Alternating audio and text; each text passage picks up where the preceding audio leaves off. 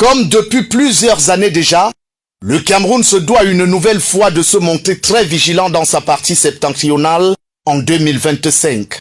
Outre les conflits qui ont souvent opposé Mousgoum et Arab Choua, on note comme un regain opérationnel de Boko Haram. Au cours de l'année qui s'achève, la secte terroriste a continué de s'aimer mort et désolation dans plusieurs départements de la région de l'extrême nord.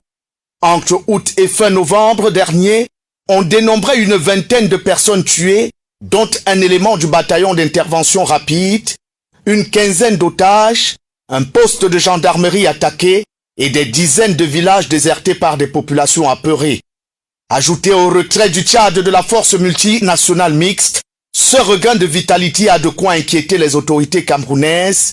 qui doivent en outre faire face aux groupes armés qui, depuis 2017, sèment la terreur dans les régions du nord-ouest et du sud-ouest.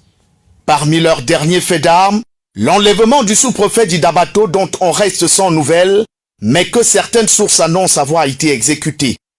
Dans le même registre, il faudra également garder l'œil ouvert sur la région de l'Est, où se cachent encore des rebelles centrafricains.